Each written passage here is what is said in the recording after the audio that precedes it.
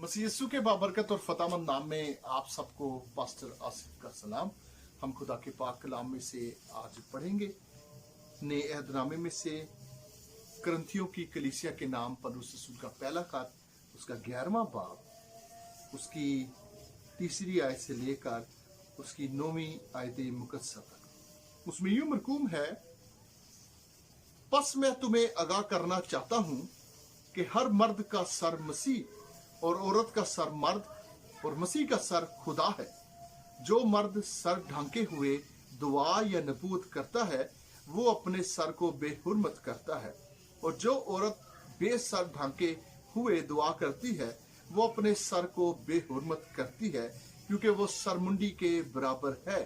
अगर औरत ओढ़नी ना उड़े तो अपने बाल भी कटाए।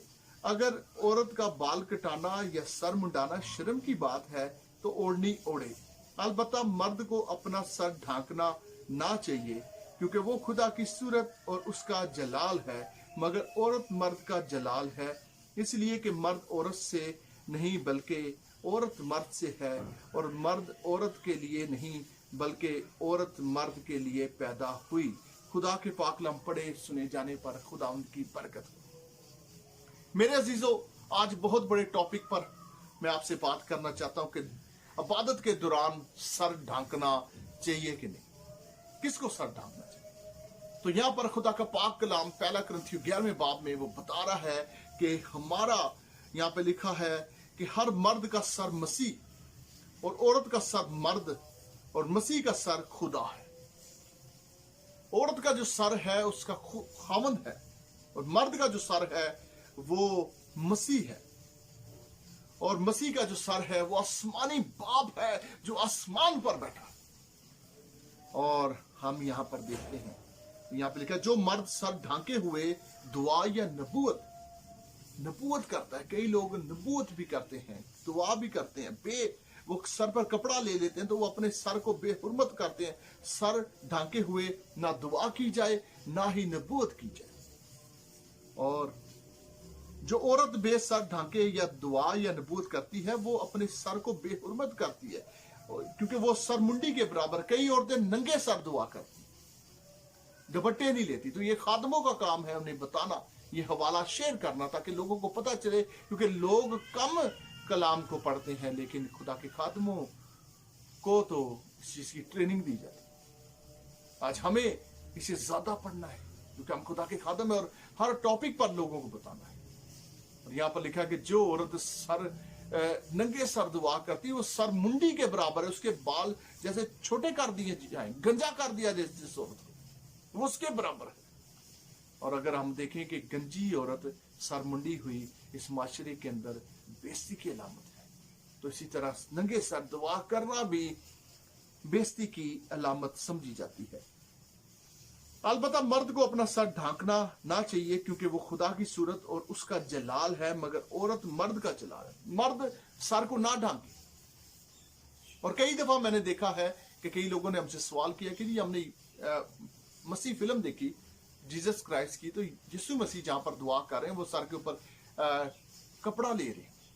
तो मैं आप सबको ये बताना चाहता हूं कि वो जो फिल्म बनी है वो यहूदी दस्तूर के मुताबिक बनाई गई है, और यहूदी आज भी सर पर कपड़ा रखते हैं, यहूदी मर्द, लेकिन औरतें नहीं रखती। और ये किताब उस वक्त लिखी गई जब कि मसीहत का शुरू था और दूसरे मजहब अरूज पे थे, और लोग मसीहों में शामिल हो रहे थे, लोग मसीहत में आ रहे थे। और पौलुस रसूल जो रसूल आजम है, उन्होंने अपने खत में ये लिखा। ये खत करंथस की कलीसिया के लिए नहीं बल्कि हम सब के लिए है।